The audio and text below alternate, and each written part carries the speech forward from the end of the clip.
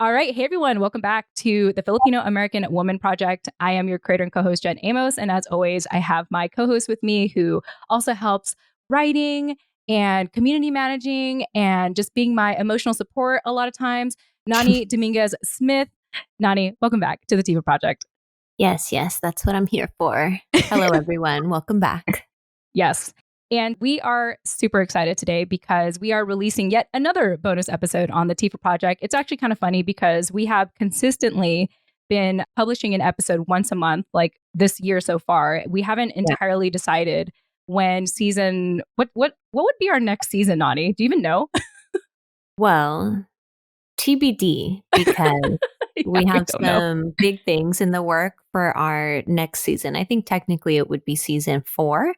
I think so. Yeah, you're right. Yeah, that's right. But, we're just thinking like a little outside the box lately. So we may or may not have some big surprises for you guys in the near future. Yes, exactly. And I'm really glad that you said that because I feel like with every month that we release a bonus episode, you and I have become more sure of the next direction we're taking the show and even in our co-hosting relationship. Yeah. So I'm just excited, like we continue to like talk offline. Like Fridays is typically our time to meet and just, kind of audit like what we've been working on, what we built so far.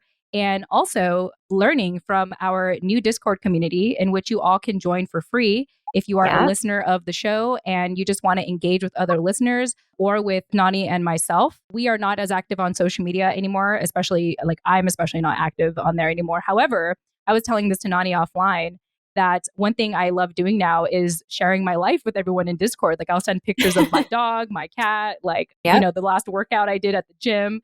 There's something more fulfilling for me to share that with, our engaged listeners on Discord versus social media. And so, Nani, I know that you and I have similar feelings about social media. So I'm curious what your thoughts are and what Discord has been like for you so far too.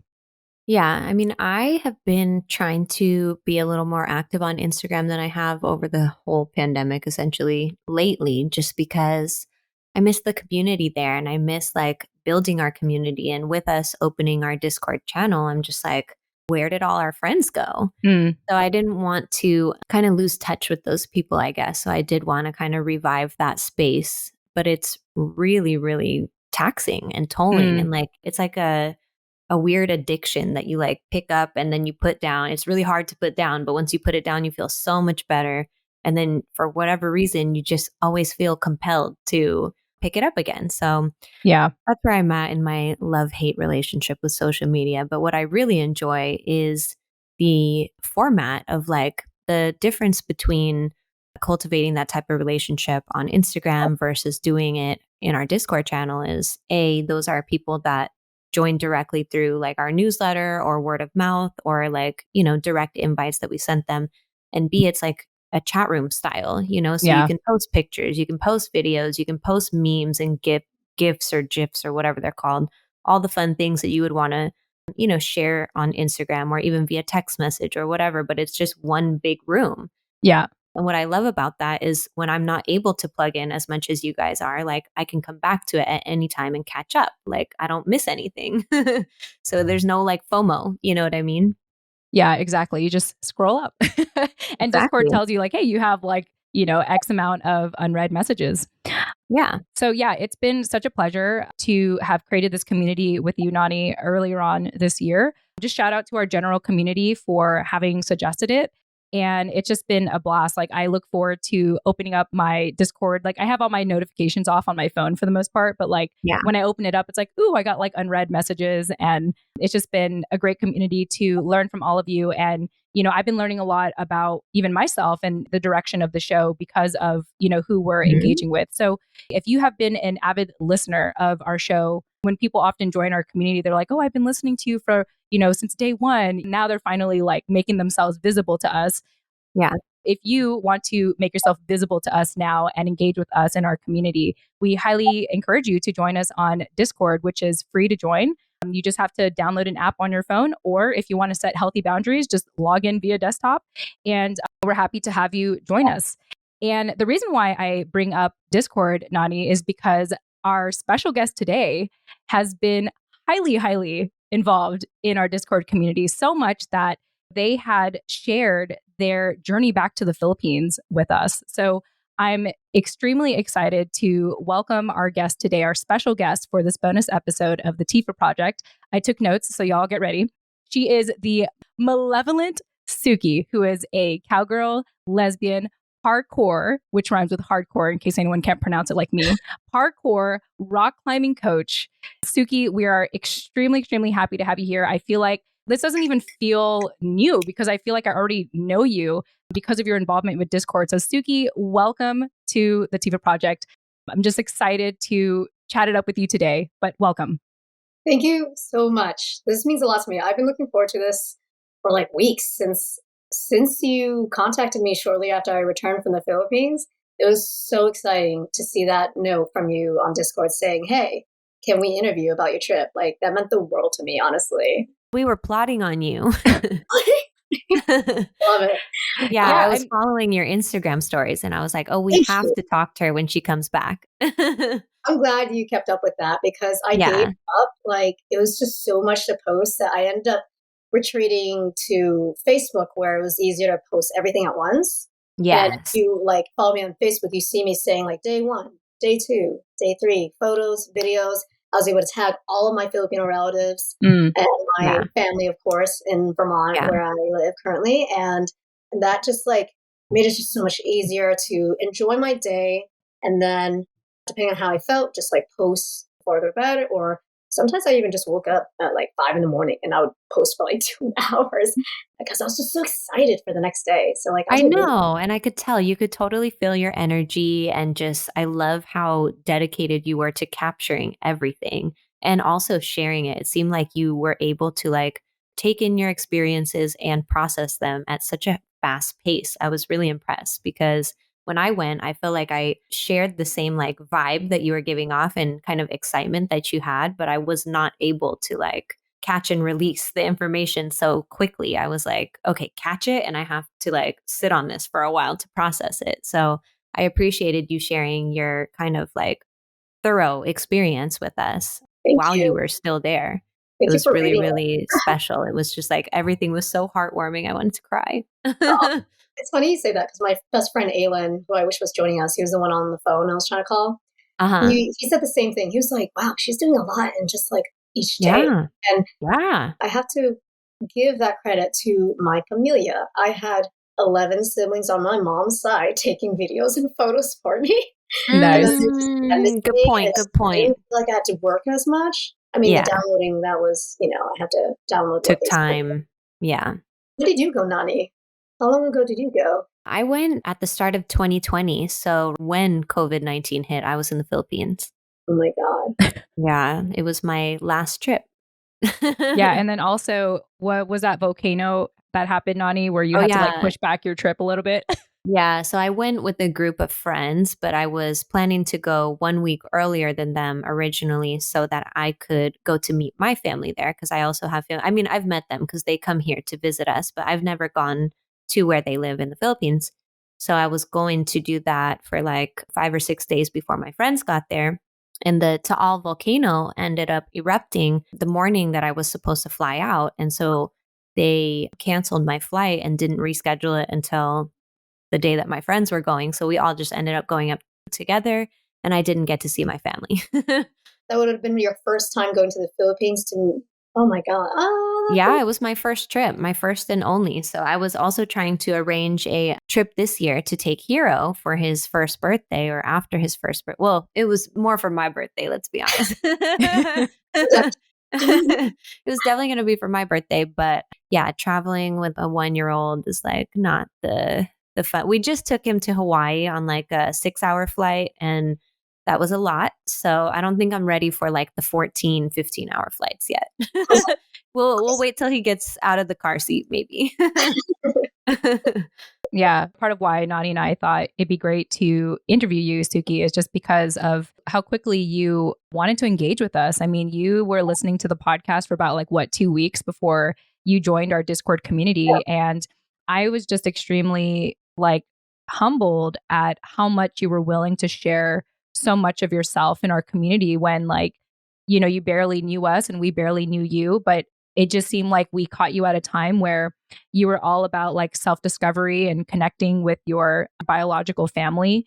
So to me, it just felt right to bring you on the show. And Nani and I have talked about this offline, but part of why we haven't really started the new season is because we are primarily focused on nurturing our relationships. Like we don't want to just interview people just for the sake of interviewing them anymore. Like, I mean, we did that when we first started and it was easy because we were in the pandemic and like, where else is anyone going to go? So it was really easy to just interview anyone and everyone. But I think as Nani and I have become busier in our lives, we started to be like, you know what, we want meaningful relationships and we don't want to just interview someone who is just going to be gone the next day. And I'm not trying to like hint at anyone in particular in our past guest or anything, but I think community building is extremely important to us right now. And, to see how quickly you dove into our community, it just felt right. And it felt natural to invite you to be on our show. So I just want to say thank you for just being so open and trusting very early on. It really means a lot to us.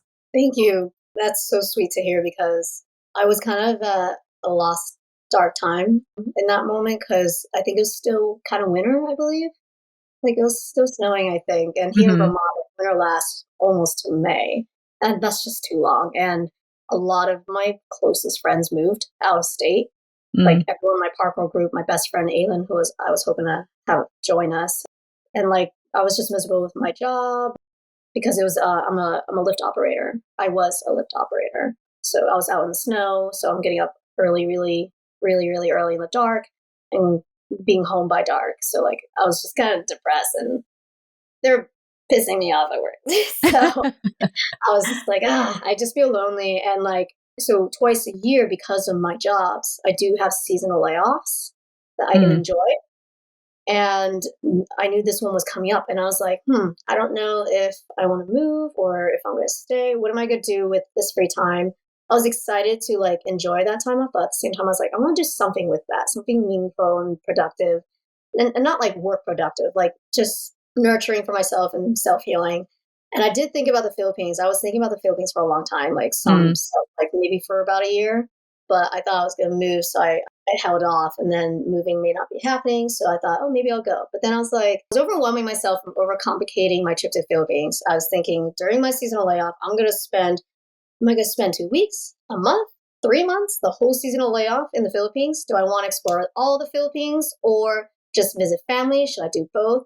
And like, it was getting to that point where I was scaring myself because I felt the need to suddenly be Filipinify myself. Like I try to bring out everything Filipino, culture, books, and learning the language, etc. And I just scared myself. It was daunting, especially since I was going back and forth with this decision.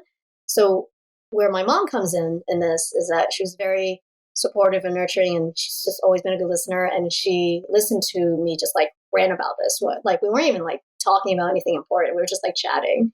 And she goes, "How come you don't go now?" And I'm like, and I told her about me overcomplicating it. She goes, "Just keep it simple. Just visit your family because that's the most important. Because you just expressed that you're worried that your birth mother is like she's really old. She's like probably 70s right now, and she's blind too. So like I've already lost that chance to like meet her so that she could see me and see how I grew up and everything. So she said, go meet your family and then just go to the Philippines another time to enjoy the culture and explore more. And like just hearing her say that, it was like just like one sentence. And I was like, oh, okay. And then, duh. literally that same night, like a minute later, she goes, go book the flights. And I was like, thank you, Mom. I didn't even hear that. So I booked the flights.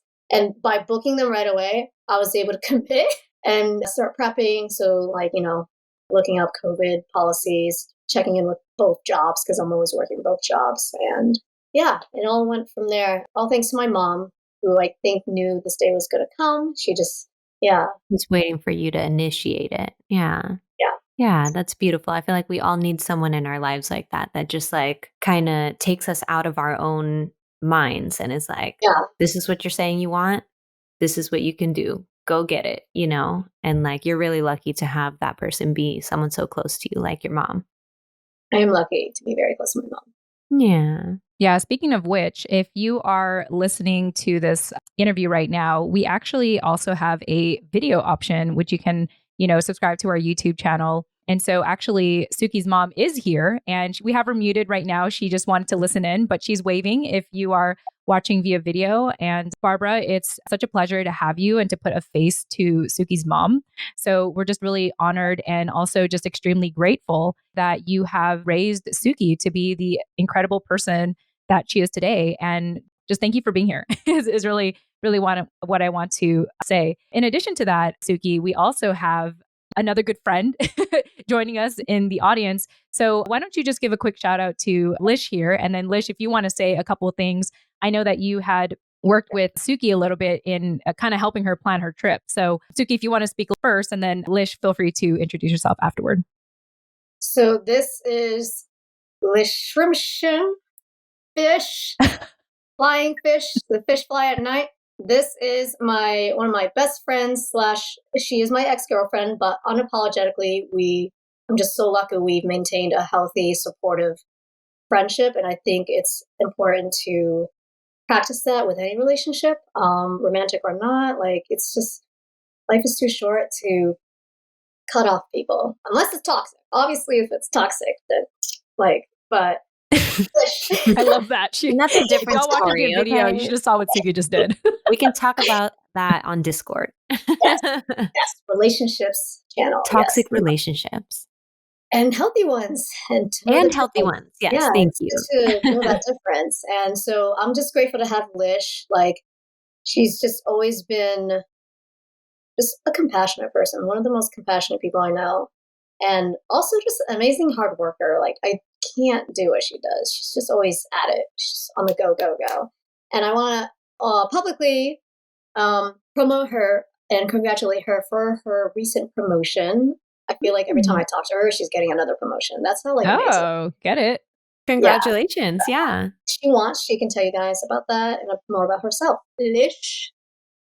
What I want to say most about Tsuki is that she is just flat out a genuine person. She is like, I love the word unapologetically. She's unapologetically honest. She's unapologetically supportive of people's rights, of their hearts, of their well-being, of their minds. I can't say enough positive things about Tsuki and just like the love that we share and how thankful I am to be a part of her life. So I think that, her mom, Barbara, has, made more significant strides in planning this most recent trip. I'm always the type of person who I won't make the decision for you. I'm never going to make the decision for you, but I will always say that I'm here for whatever decision that you make. And so I'm just so happy that Tsuki was able to, come to this realization and have such a fantastic time on the trip. That's so beautiful. You have such a nice, strong support system, Tsuki. I don't think, or actually, I'm positive that none of my exes would speak about me that way. I think same. I don't think that I could ever expect any of them to say anything of that sort. Not that we don't, have kind and cordial relationships, but I've never stayed close with an ex, I guess, like that, or in like a platonic way after. So I really admire that about your guys' relationship and how much respect that is just like there. I mean, obviously, I don't know any of the details except for that Lish kept the cat. Yeah. But other than that, yeah, I love to see any model of like healthy relationships. Like we were just talking about, we always kind of focus on the chismis of like the toxicity of relationships and what does it actually look like to normalize healthy behavior. So yeah, I think that it's really powerful, Lish, for you to be joining us today. Thank you. And it's really great to meet you and Barbara both. And yeah, I'm glad that Tsuki's vibe kind of rubs off on everyone, no matter if she's met you for 5 minutes or 5 years, Oh, it's so sweet. Like you said, it's very genuine. Like you're so authentic and it's just so transparent. It's refreshing to be around. Thank you. Oh my God, this is sweet. You guys are like celebrities to me. not the, Oh, not that stop. I know you don't like pedestals. I know you don't like being put up on pedestals, but I'm going to do it to you anyway. I want to like give Nani and I a pat on our back because we manifested this. You know what I mean? Like the years of us doing the show together and, you know, really being clear with the type of community and the type of people we want to be around. Like very often we talk about chosen family. And as hard as it is to sometimes, you know, distance ourselves from toxic blood family members and relatives, I think part of what it means to be an adult is to know what your needs are, set those healthy boundaries, and choose your chosen family. So I think that like Tsuki is really a manifestation of, you know, what we've built together. So I just wanted to like say that on the side and say, yay, us, we did it. I know. No, I think that we often talk about how people will email us like long novels wanting to share kind of the impact that the show has had on them and things like that. And I think that Tsuki contacted us at like the perfect time because we were just kind of pivoting to focusing more of our attention on our newsletter and starting this new Discord community. And then, you know, Tsuki and Jeremy really took the Discord channel and, you know, they're like the pillars of our Discord channel, some of the pillars. You guys are hilarious. Yeah. I mean, we're all entertained by your conversation and we don't even have to like play into it, you know? And he's not here to add to that. I know. Oh, no, I know. I Where bet is he's he? coming late. I bet he's coming late, y'all. He's on Filipino time. Characters sitting, moving. Yeah. He'll be here at some point, but yeah, no, we appreciate how much you've shared with us and even, you know, going as far as like getting a journal just to take notes on the podcast that you're listening to. Like, you know, I remember those days when we were having those conversations and they were so kind of like life changing for all of us. Like Jen and I were just talking about before we started talking to you guys on this call was, you know, we used to cry so much more in those days. And it's a testament to how far the show has grown and how much we've normalized those kinds of conversations in these communities and in these spaces. So for you to feel comfortable enough to reach out to us and be so vulnerable, so open, so transparent, and that's just you being you, you know, but to us, that was really something that we worked hard to build, you know, this safe space for people to do that. So we just appreciate you taking advantage of it and being here. Yeah, I like that emphasis on safe space. I think that's so important to let people know about this podcast and community. Yeah. Well, Love Fest aside, let's go ahead and move on and learn a little bit more about Tsuki. So to our listeners, you probably have a lot of questions now based on what we have shared so far. So Tsuki, one of the main questions we always love to ask, because I feel like we get different answers on this almost every time. You know, as you know, the show is called the Filipino American Woman Project, and we often describe the Filipino American woman as someone who identifies as female, who is American of Filipino descent. And oddly enough, that means something different for everyone. And so I would love to hear a little bit about your family background and why you identify as a Filipino American woman. Okay. So we started off in Rhode Island after they adopted me. And then we moved here to enjoy the nature, probably when I was in 4th grade. But just a little bit, Vermont was a little less diverse than Rhode Island. So growing up, even though I had an amazing childhood, like I have nothing to complain about my childhood. I had a blast. I was just like little Princess Mononoke in Miyazaki's film, just like playing around in nature with friends, being sociable, and like really taking advantage of the nature around me as my big backyard. But I realized in my school, I was like one of, 10 colored people, BIPOCs, and I was aware of that right away. Like, don't believe what anyone said when someone says like, oh, children can't see color or learn sexuality or whatever. As a kid, it's like, if a child like me can realize that they are brown and not white and that they're being treated differently, like they can learn anything. So absolutely, I knew right away, but like I didn't let it bother me because my parents raised me to be proud of who I am. Like they didn't keep it a secret that I was adopted. I knew that right away.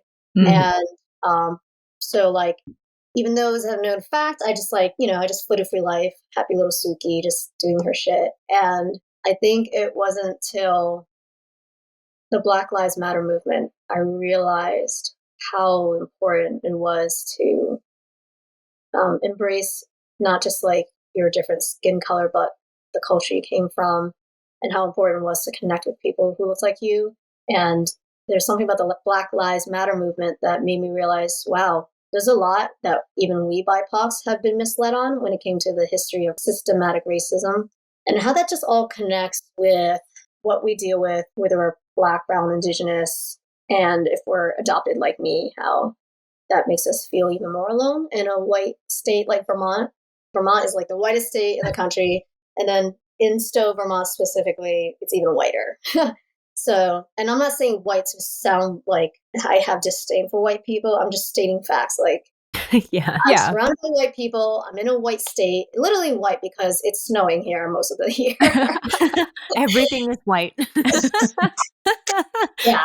So it's like, I think knowing that and like listening at all the Black Lives Matter speeches and just learning about diversity through them and not through inaccurate, incomplete historical books of our country, learning through actual BIPOCs at these speeches or following them on social media because I befriended them and I got to know them, like that's learning. And that is important in discovering what it means to be a mix or a biracial or adoptee, etc. And so to answer your question, I identify as Filipino American because I'm adopted from the Philippines.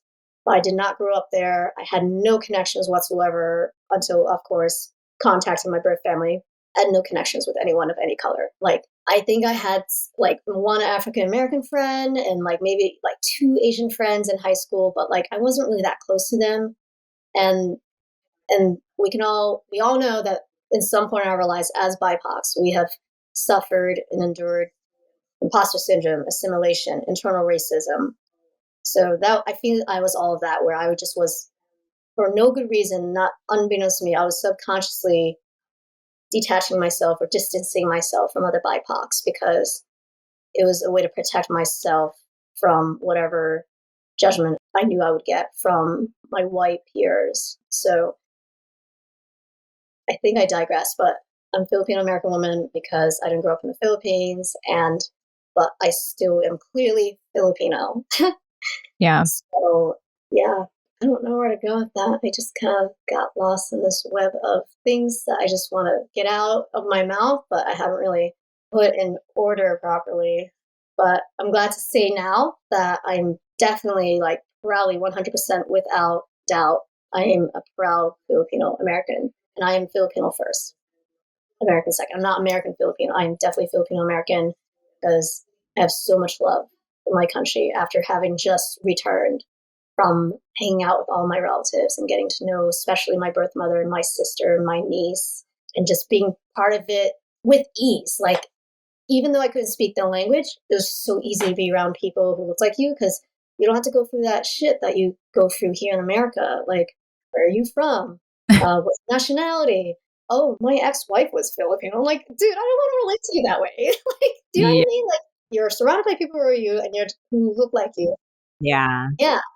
No, I would love just like some context. So, with your birth family, what was the kind of form of contact that you had with them before you met them or decided to take this trip to go meet them? And then, how did your experience there, visiting them, meeting them for the first time, seeing the Philippines for the first time, change your Filipino identity? So, like, from a listener's perspective, as I was saying, it feels like it really just infused you with so much pride and so much like motivation to continue to learn. Like you were telling us in Discord that they're helping you learn Tagalog and you're sharing what you're learning with us and watching documentaries like The Kingmaker to learn kind of about the history of the Philippines and the politics and what's going on. Like, what are the hot topics out there? And what are your thoughts on those? So, like, how have those things, because likewise, that was a big part of my journey too, was like connecting to the history of the Philippines. I have been in contact with them since freshman year of no, I think after I just graduated college. Nope, sorry. Back up. Nope, back up. After mom and I came back from the Philippines together, because I did go with her when we were in middle school. That's a whole other story. It wasn't until freshman year of starting college that I decided to send out a search party. And Mom said, well, it's going to go one way or the other. It's going to be really easy to find them because my birth mother actually works in the orphanage. Or you won't hear from them, and that's the obvious answer. And she also suspects that I didn't decide to search for them because I was afraid to hurt her feelings. So when I went to college, I just strangely just started the search for them. So I thought that was an interesting observation, and she was probably right. So after that, right away, that was in November 2010. So when I came back for Christmas break, it was the letter, the whole envelope. This wow, that's a big envelope. It was sitting on my bed just before Christmas, I think, some days before Christmas. And it was such a great Christmas surprise. And in there were all the handwritten letters, Tagalog and translated into English, handwritten letters from each family member of my immediate family. So, wow.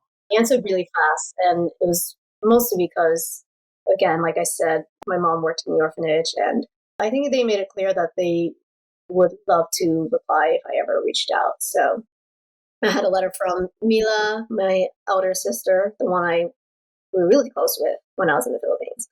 My mother also replied in her own letter. My elder brother, Jeffrey, drew something, which was funny form of letter, but maybe, I don't know, maybe he doesn't know how to write. I actually don't know that about him. He drew something for me. And then the other siblings had their own families. I have 4 half siblings, so the last 2 elder siblings, I don't think they could write to me because they're busy with their own families, or I don't know if they reached out to them. It was after graduation. This is where Lish comes in. It was after graduation that I got a Facebook request, a friend request from a girl named Mila Ramirez.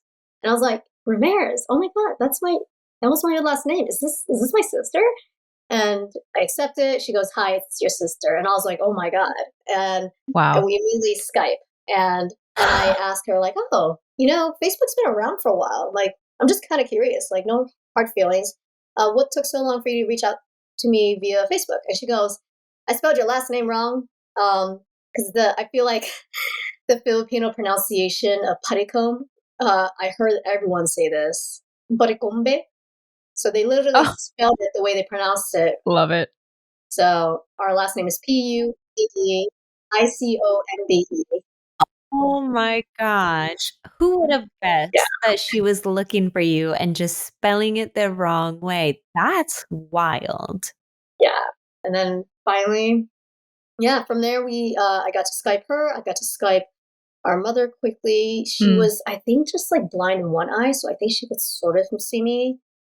But it was hard to understand her, of course. We met our other relatives who were allowing them to be in the house in the moment they were Skyping me because they had good Wi-Fi. And it turned out those relatives are the ones I hung out with, my cousins here. So that was a cool thing I learned when I was getting to know them in my recent trip. So we Skyped a few times, but after that, on the way again, and I only really probably Skyped them once a year. And it wasn't till finally being with them and forming a bond and all the laughter and the jokes and just feeling easily myself around them that I felt inclined to stay in touch more than ever. We still message each other, video chat. I show them what I'm doing, where I'm going, where I'm working. I just sent one of my cousins a video of me at work at the rock climbing job. We're prepping and training for opening day tomorrow. So I sent her videos of me just in all this gear, SWAT team gear. And, just Skype, you know how technology is. It can make you feel close, but it's just not enough. It's just another person you're Skyping. It's nothing. I don't know how to explain that tangibility or lack of when it comes to Skyping versus seeing someone in person. But after seeing Mila and learning her mannerisms, her facial expressions, what she reacts to or rolls her eyes to, everything, just all the little things that are little things, but they make up 1 million things is what made me just fall in love with my family again and get to know them and care about them and care about everyone who's not my family, care about Filipinos in general. It was somewhere between when we started talking about politics, because before I left for the Philippines, the Philippine elections happened. So like, yes, yeah. We were blowing up Discord with that. yeah. Paulette, who's part of the audience here, was shout out to our beautiful intern Paulette. Paulette was just killing it in our Discord, giving us updates, like the play by play with the Philippine elections. It was pretty wild. I would love to revisit that in Discord, just like everything she said about it and everything she's provided, because prepping for the Philippines made it hard to like kind of be in the Discord zone. But when I came back and when I guess, developed this newborn fondness of my country, I like read back to some of the stuff we talked about with the Philippine elections that happened recently and decided to watch Kingmaker. And it made me care about my country even more, because I'm like, oh my God, like, shit, like my country being screwed over by selfish, corrupt, super really, like, their perspective is so twisted. They truly believe in what they think is right, which is kind of the problem, but there's nothing you can do about that. I don't know. Side rant about Philippine politics. I don't know. Yeah, third world countries. Yeah. Unfortunately. Yeah. Well, I remember right before you went that we were talking in Discord about, kind of having those conversations with your family, because as you mentioned, there are a lot of Filipinos in support of the Marcos. There are a lot of people in general that, and I mean, you can say the same thing about America, right? There are lots of people that support people on both sides. So, and those people aren't necessarily like the enemies because they support someone that you don't understand, like watching the Kingmaker, about Imelda Marcos, even you have mixed feelings. And it's like, on one hand, you feel, really kind of empathetic for her or sympathetic for her, and all that she's been through and why she's developed this like really hard shell around her and her family. And on the other hand, you're just like, it's harmful. It's like so toxic and so harmful. And on the level, the magnitude to, effect that she's caused or her family has caused, it's kind of like both can be true. And how do we move forward? How do you have those conversations with people who don't see it that way? And not just your family, just people in general. So it's an interesting topic. And I know that when you first learn about it after kind of being closed off to that for so long, you feel fiery and you feel passionate and you want to soak up all these resources and you want to watch every video and read every book. And, because it's not available to us in schools, in the education, academia books and things like that. It's again, in American it's lacking.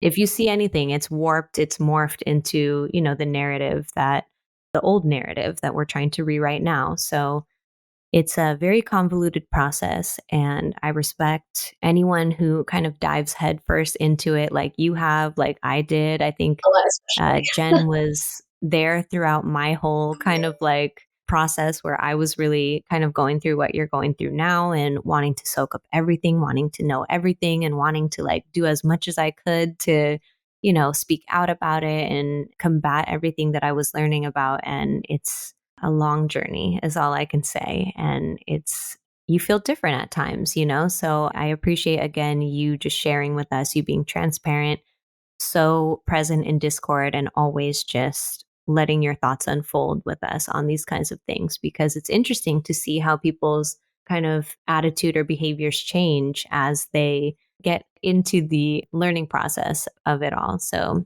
yes, I'm just reliving vicariously through your experience all over again. Thank you. And to add to that, like when you especially have been through what I have, meeting your family and learning to love and care about them and everything they love and care about, it is also especially sad to watch them fall for the Filipino equivalent of fake news, basically, especially when it's in your face, because we're staying in touch on Facebook. So I'm just watching and I'm like, ugh. And I was kind of blessed by the fact that I couldn't understand them or they couldn't understand me all the time, because who knows what would have happened if we could understand each other just fine over recent Filipino politics. So, I would love to quickly say hi to my friend Dee. They are finally joining us, and we are so excited to have them. Dee, hi, how you doing? Yes, Dee had mentioned to me that they were planning on hopping on after work. So we're glad you could join us, Dee. Do you want to have some quick words you want to share? Like, I didn't mean we're like pulling you on the spot, but do you want to say anything real quick about Tsuki? Yeah, Tsuki, thank you so much for showing me this podcast and inviting me to come on today. I'm still I can't wait to see you tomorrow and catch up and hear everything about your trip. I'm also a Filipino adoptee, so this is so near and dear to my heart. And Jen and Nani, I love your show. Thank you so much for having me. Yeah, we're happy to have you here. And Nani, in case you didn't catch that, Dee is also an adoptee. So, okay. And is also Filipinx. So it's really great to have you here. And wow. I know, that's beautiful. Thank you for joining. The same thing just happened to me right now. So I missed everything you just said. But thank you for the recap, Jen. Yes, you are welcome. So just quick sidebar, Nani does have to hop off in 10 minutes. Not that she's already been doing that. I know, right? I think Nani's trying to say something without saying it. No, but what we'll do, just because I have some time, so I'm happy to hang on a little bit longer to like really conclude this conversation. So what we'll do is I'll like stop recording real quick when Nani is ready to hop off, and then we'll just record again and continue the conversation. So Nani, just feel free to like put in the chat when you're ready to like hop off, and then we'll do that. Anyway, Dee, we're happy to have you. And now the next question I would typically ask at this point is, give us a snapshot of your life today. However, I want to ask that differently because you just came back from the Philippines. And I think the question I want to ask is, and actually the other comment I want to mention before I get to this question is, I love how you were in touch with your biological family for a number of years before you went back to the Philippines. Because in my mind, when you had shared to us that you were going to the Philippines, I thought, oh my gosh, like this is going to be so emotional, for Tsuki, and we're ready to give her our emotional support and everything. Like I was already like mentally prepared for this, and it just seemed so seamless for you, and that makes a lot of sense now that you've given us that context that you've been in touch, with your biological family this whole time. So I just wanted to mention that, and so. I feel like we've caught you at a very opportune time. Like I feel, and at least for me, and we were kind of talking a little bit about this offline. I know that you are still processing your trip. And so I'm curious that with all that you know now, as you process everything, I'm curious, what does this mean for you now and moving forward based on what you've processed so far? Does that make sense? Yeah. Yeah. I mean, all I can say in this processing, I'm just like so high right now on being a Pinay. Just like, ooh, that rhymes. Wow, that's such a good line. I love that. That's probably gonna be the quote of this episode. I'm so high on being Pinay. Should be the title. Yeah. I was thinking that. Okay, high on Pinay. That does sound fun to say. Thank you. That was good. Yeah. You should make a sticker. I've pretty much dove back into just studying everything I can about the Philippines. My parents, one of the great things about my childhood with them is that they always had this pile put to the side of like Filipino stuff, Filipino culture, food, people, language, holidays, etc. Folklore, that's one of my favorite books I have here. And they're all right here in my room. Like I have like currently at nighttime to like lull myself to sleep so I get a good night rest for my busy summer schedule is this book called Culture Shock. And while it may be a little outdated, who knows if Filipinos act like that now, by reading this now, it was kind of fun to look back on my time in the Philippines recently and be like, oh yeah, that I caught that mannerism or that interaction, and now I understand what it means. Like, for example, my cousin's wife, Mary Chu, she does this thing where it's like raise the eyebrows and then like out and point with the lips. Yeah, point with the lips. Sometimes it meant she was confirming and saying yes or acknowledging something. Other times it was just one of those like, go over there, like I have your malong. She gave me malong. Like I have a gift for you. Like things like that. And for a while I was like, she doesn't like me because it's such a stoic, even though it had moving muscles in the face, it felt like a stoic, like, I don't know what that means. I was like, yeah, I didn't know how to read her for a bit, but then we ended up being really close. She was kind of like my fashionista, my little, what do you call those people whose job is to dress you up? Stylist. Yeah, she was my personal stylish. Like, I think you'll like this. she had me try my first Filipiniana dress. Am I pronouncing it right? Mm-hmm. Yes. Not my style, yeah. not my taste, but I was very honored to be wearing something that is a traditional woman's dress. Mm-hmm. And the fact that she let me wear, I don't know if she just callously lets anyone wear that thing, but it was fun. It was a very spontaneous, like we were just having a chill day. We didn't go anywhere. And then she just randomly says, "Oh, I know you're interested in anything Filipino. Here is this traditional Filipino woman's dress. Would you like to try it on?" And it became like hours of just like photo shoot. I felt like royalty. They were doing the whole like chin up, Tsuki, pose like this, paparazzi, and Love that. glam, glam, glam. And I was just like sweating from how thick that dress is. The fact that I'm in the Philippines, it's like hot in there, outside. It's hot everywhere. So back to our original topic, it was just been really fun to dive into the Philippines and feel more Filipino, but realizing I was always Filipino. Yeah. You know, I said I was like stressing myself out before the trip, trying to Filipinize myself, but I was always Filipino, and it feels nice to still feel more as you do all this research. And actually, I want to really emphasize right now, part of my processing coming back has been cooking. Lish can attest to this. I was not a cook in that relationship. This is my ex/best friend, Lish, and I'm saying that now because, again, Lish can attest I was not the cook in the relationship. Even though I was the housewife at the time, she was the one working, and even though she's the better cook, I don't know why she made me cook all the time. Anyway, my mom, she got me this Filipino cookbook. Oh my gosh, I love it. Like literally a couple of days ago, she saw that I had come back and that the first thing I wanted to do with the family was cook them pancit. Pancit, yeah. Pancit, some pato sabaw. Is that something? Yeah, there's a bunch of different I don't kinds. know, Paulette. Maybe Paulette could help us here. I don't know how to pronounce like anything. Yeah, I think different regions make it differently. There's like 3 different types of pancit, and I never know which type I'm eating, but I like it all.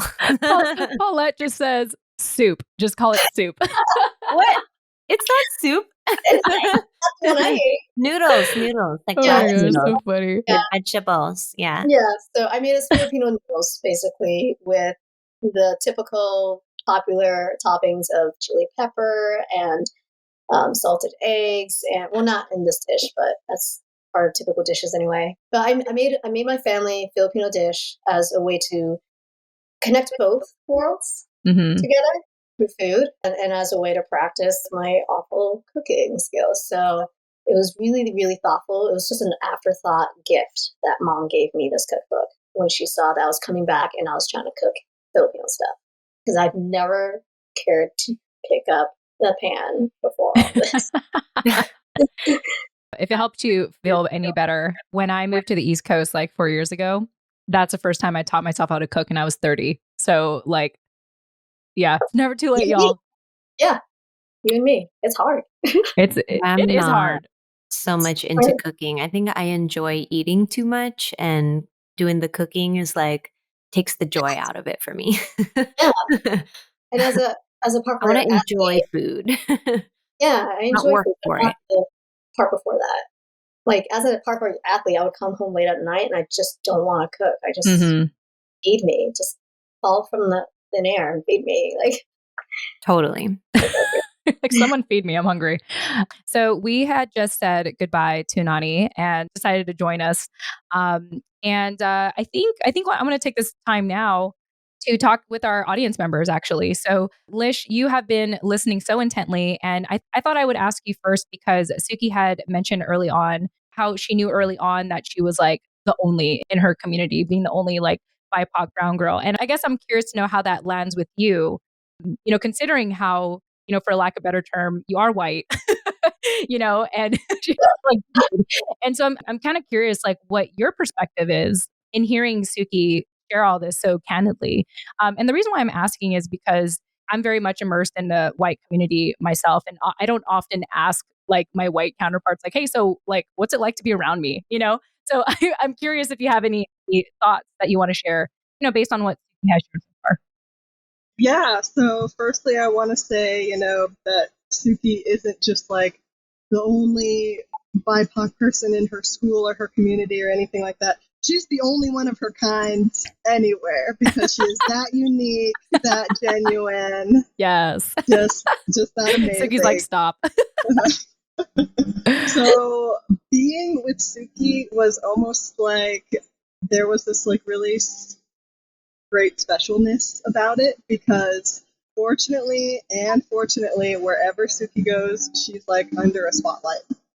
And so it was really nice sometimes just like getting that secondhand like spotlight from her just because she does stick out everywhere she goes. And she not only does that by just walking around being herself, but also because Tsuki has like so many gifts and talents. She's a fantastic artist. She's an amazing athlete. I think one of her most beautiful gifts, she has like a hauntingly beautiful like voice. And so, being able to like be on that first Skype call, and I wasn't in the room, when she was first meeting her family or anything like that.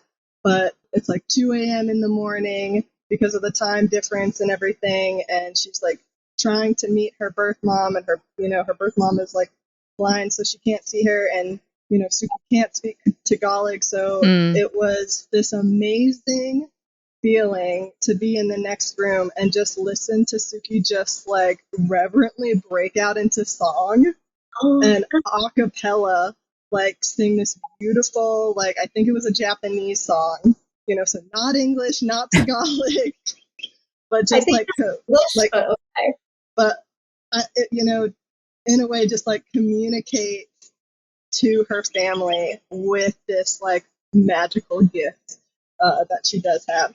And so I guess to just full circle, like answer your question about how is it being around Tsuki, sometimes it would be difficult, but I think it was difficult for a lot of reasons. It's difficult because she's an attractive girl, and she would always constantly be catcalled.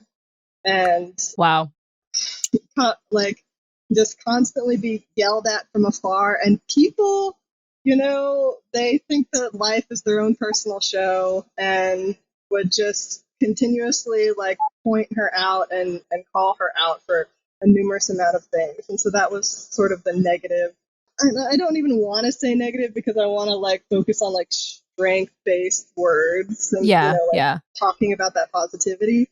But that's how it could be like sometimes. But in going full circle with, her getting to sing to her family and everything like that on the first night, it was equally as amazing to watch all the karaoke videos from this recent trip that she had with her family, and just like all Tsuki's family members can sing. So it was great. They really can. Wow, I learned something new about you, Tsuki. I didn't know you sing, so that is fun. Apparently, it's a Filipino thing, so it's not just me. But hey, man, it's one of those stereotypes that you just have to kind of own it. It's like, yeah, we're good singers, so no. I will accept that stereotype.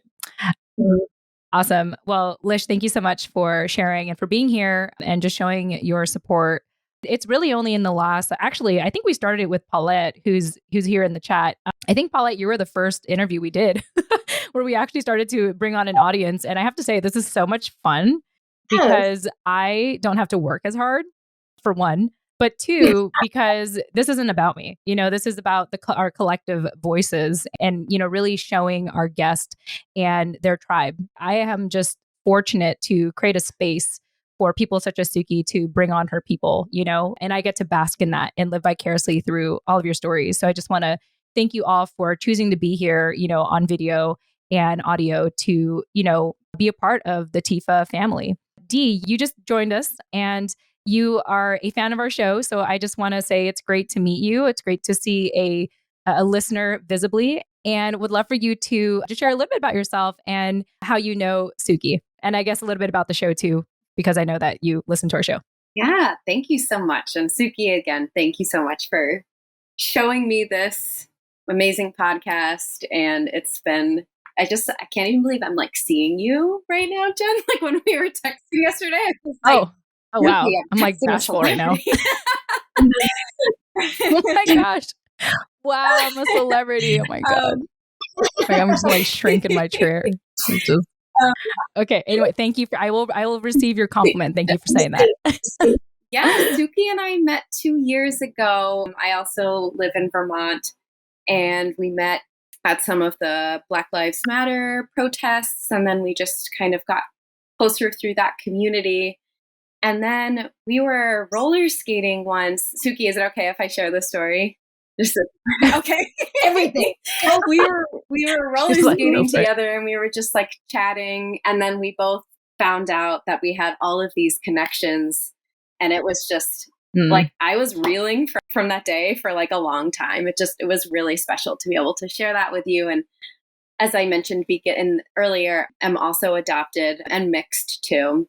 And growing up, I felt very alone in a lot of my experiences. So it just getting emotional just thinking about it, but it just really meant and means so much to me to have Tsuki in my life. And I watched your Instagram story so many times, I can't even tell you. And I'm so immensely happy for you that you got to have those experiences. And I love you a lot. And I can't wait to talk with you so much more about everything. I know, I can't wait to tell you more about it.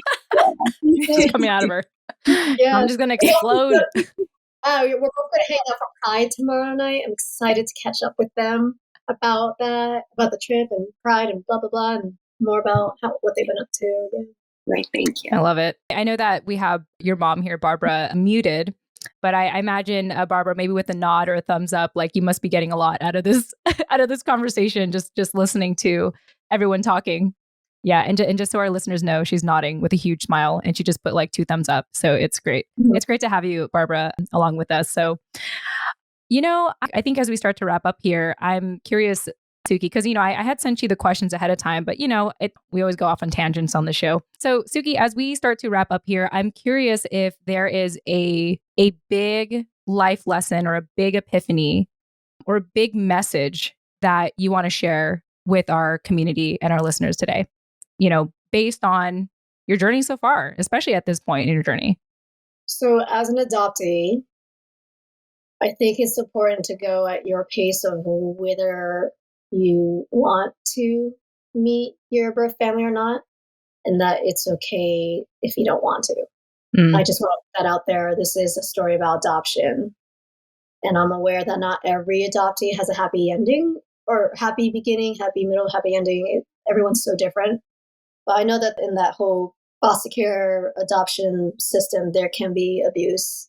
And I want you to know that I hope my story reaches out to you and gives you hope or courage or just pure inspiration to reconnect. And if not, again, not a big deal. Like, you are you.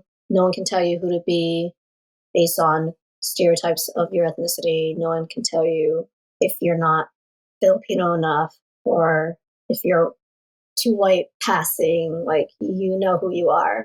I think also it's important to realize that it takes time to realize I'm 31 years old. It was my birthday the day before I left to go meet my family in the Philippines. And at 31 years old, I am much more like mellow and very more content with who I am.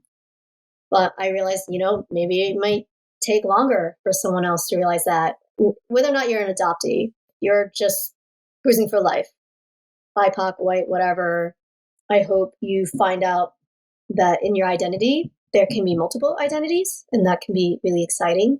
It's kind of like looking at different hobbies. Like, I have different hobbies, as Lish has pointed out, and I enjoy all of them. But there was this moment of time where I was being pressured by, do I prosper and make money off of these hobbies? Do I tackle that all at once in a financial approach? Will that give me happiness?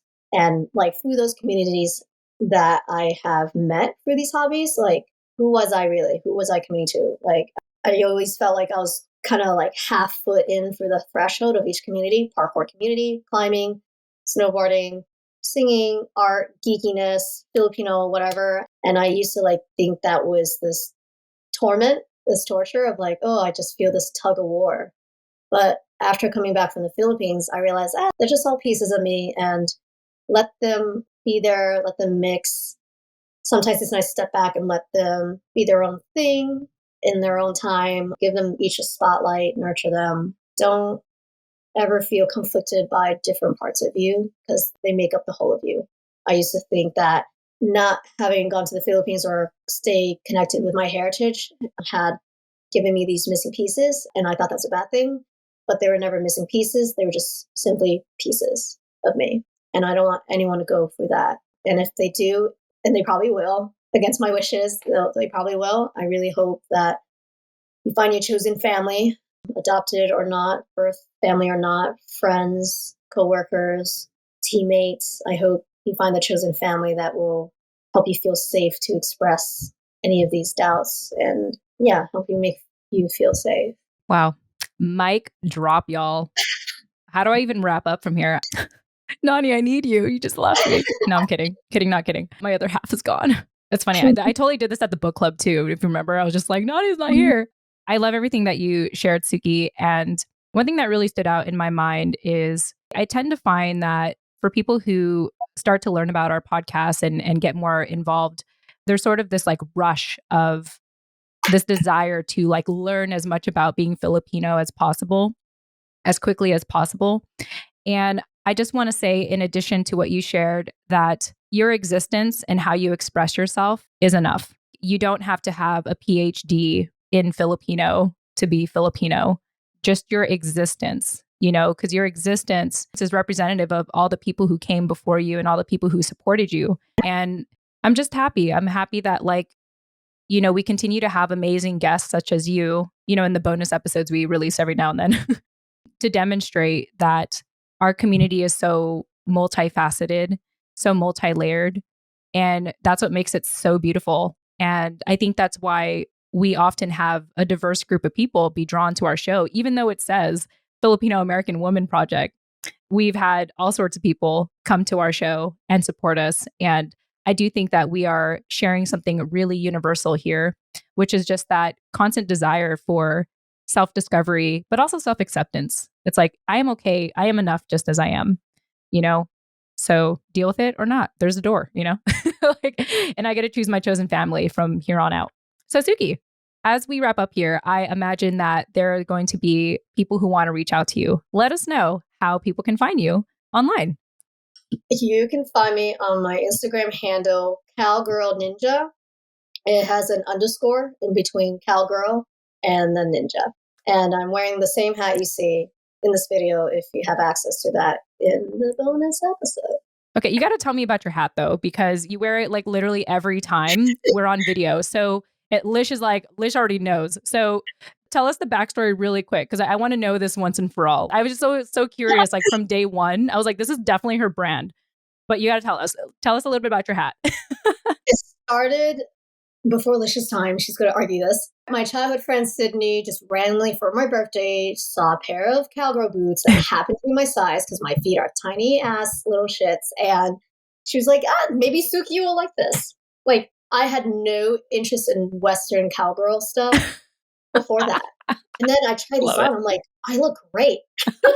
Yes. And I was just like, I just started, just strutting around in them. And then the cowgirl hat came along later when I think Lish and we were in a thrift store, Lish, and we saw the hat. I forget. Take it from there. Yeah. Go, Lish. Yeah, all I know is that Tsuki has always been a cowgirl, will always be a cowgirl. It totally fits her. I don't think there needs to be any sort of underlying, grand story before that or after that. I just know that this girl will be buried in those boots. Yes, bury me with these boots. You may have the spare cowgirl hats I have, but this is being on my memorial statue.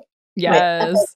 Badass memorial statue if you can afford it. Actually, no, I told everyone, just bury me as a tree. Don't spend money on me like that. No. But I'm surprised Lish didn't argue and say, I'm the one that inspired her to like Western things. Because Lish like she definitely had been more into the Western movies and the look before we met. So I'm surprised she didn't. This show is all about you. I'm not trying to come up here and contest you or anything like that. Love it. Well, Lish, thank you. Thank you so much. And for our audience here, I've been wanting to find like a hat, but my husband got me one of those hats that make me look like an Asian fisherman, like a straw hat. And I'm like, I'm not going to rock that. So like, do I want to tell you? It's actually surprisingly more simple than you think. I got this from Party City. You know that store that sells costumes? I do know Party City. It actually starts off round like this. And then I just took it and I pinched it like this. Oh, that's And then I added the goggles from eBay, steampunk goggles. But funny enough, when I was in the Philippines, of all places in the world where I thought I would find cowgirl hats, like a slew of them, we went in the mall to find me souvenirs, and there's a giant pile of cowgirl hats, this exact brand, on that table in the mall in the Philippines, of all places. And I was like, what? And I bought myself a new pair. And then when I saw that my little niece really liked it, I gave it to her. So we have photos of us side by side. I dig it. When I'm ready to kind of like style my own hat, you'll be the first person I reach out to. Okay. All right. So Lish, Dee, Barbara, and Paulette, and Nani, who's not here. It's okay. I love you, Nani. Just thank you all for this conversation. This is really the second interview we've done where we have an audience. So just thank you for your openness and being a part of this. And this was a really great conversation, to our listeners. If you want to connect with Tsuki, we'll have her contact information in the show notes, but you can also hang out with us on Discord. She's very active on there. Again, you don't have to be Filipino to be on there. We have all sorts of fun people on there. It's always very surprising. Oh, like these people are listening to the show. That's great. With that said, thank you all so much for joining us. We hope that you enjoyed today's conversation. You know how to get a hold of us if you want to, but let me remind you, Google Voice 415-484-8329. You can email Nani and I either at Jen, Jen, at tifaproject.com. That's TFAW as in the Filipino American woman project.com, or Nani at tifaproject.com. And I'm just going to stop there. And also, lastly, I wasn't going to stop there because I'm highly caffeinated. You can support us on biasboba.com if you enjoyed this conversation and want to continue to support Filipina-led media. With that said, we love and appreciate you all, and we'll chat with you in the next episode, which we don't know when it's going to be because it's a bonus episode. So stay tuned. Or again, join us on biasboba.com or the Discord community, and you'll get the latest updates on there. And we will chat with you in the next episode. See you next time. Yeah.